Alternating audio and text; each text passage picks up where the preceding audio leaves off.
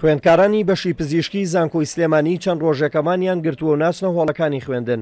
هۆکاری مانگرتنەکەشیان دوای چەند جارێک لە دەربڕینی ناڕەزایەتی و خۆپیشاندان دێت دژی کردنەوەی بەشی پزیشکی گشتی لە یەکێک لە زانکۆهەلیەکانی هەرێمی کوردستان. خۆپیشاندانەمان ساز کردووەمان دەستمان کردەوە مانگرتن لە سەرانسەری کۆلێژە پزیشکیانی کوردستان لە سلێمانی و هەولێر دووەک. داواکاری سەرەکیمان ئەوەیە کە خوێندنی پزیشکی بە کاڵان نەکرێت و هەروەها ئەو ستانداردە جیهانی کوردستانیانەی کە بە خوێندنی پزیشکی هەیە لە هەموو ئەسکۆڵە پزیشکەکانی کوردستان پێڕۆ بکرێ. ئێمە دژی کردنەوەی کۆلێژی ئەهلینین ئەگەر بە شێوازی و ڕێکاری قانونی خۆیان بڕوا، بەڵام کردنەوەی ئەم کۆلێژە بەرچاوڕوونیەشی تاوامان هەیە کە بە تەواوەتی پێچەوانی هەموو ڕێکارە قانونیەکانە. ناڕەزای دەرەبڕین بەرامبەر بەکردنەوەی ئەو کۆلێژە ئەهلیە لە زانکۆی کوردستان لە هەولێر لەبەر ئەوەی بە بڕێکی زۆر پارە خوێندکار وەرەگرن و پێوەریان نییە، یعنی واتە تەنها پێوەر بۆ وەرگرتنی ئەو خوێندکارانە پارەیە و لەسەر ئاستی ئەوەیە کە تا چەند نزیکن لە مەجموعەی کەسی بەرپرسەوە.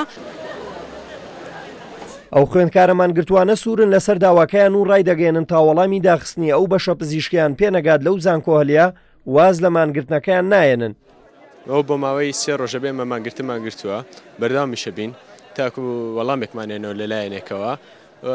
ئەوەی دیارە ناڕوونێکی زۆر هەیە لە وەرگرتنەکەیە و خوێندکاران بە پارە جاتە وەرگینە وەک لە نمرە. لە کاتێکا هەرێکێک لە ئێمە بە دەرەجەی سەرونەوە توانیمان لەم کۆلێژە وەربگیرێن، بەڕاستیش پارە ناتوانێت تەلەبێکی دەرەجە 85 بگەنێت ئاست و مستەوای ئێمەوە کاریکێکمان بە هەوڵ و ماندووبوونی خۆمان هاتوونەتە ئێرەوە و ئێمە شوک و خوێندکارانی کۆلێژی پزیشکی لە مانگرتن ناوەستین و ناڕۆنە هۆڵەکانی خوێندنەوە و داواکارین بە زووترین کاتیش وەڵاممان بدەنەوە بە جێبەجێکردنی داواکاریەکەمان و داخستنی ئەو کۆلێژە تاکو ئەم ژمارە زۆرە لە خوێندکارانی کۆلێژە پزیشکیەکان نەبنە قوربانی لە پێناوی کۆمەڵی خوێندکاری دیاریکراوە.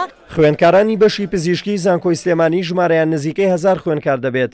مانگرتن و ناڕەزایەتیەکەشان وە خۆیان ڕایانگەیاندا و کاتە لەگەڵ خوێندکارانی بەشی پزیشکی زانکۆی هەولێر و دۆک دەستکردنەوەشیان بە خوێندن ئەو کاتە دەبێت کە بڕیاری داخستنی بەشە پزیشکیەکەی زانکۆی کوردستانیان پێدەگات.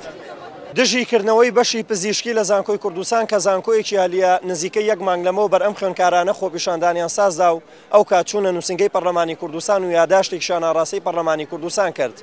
ئەوە چەند ڕۆژێک شەم خوێندکارانەمانیان گرتووە نەچوونەتە هۆڵەکانی خوێندن.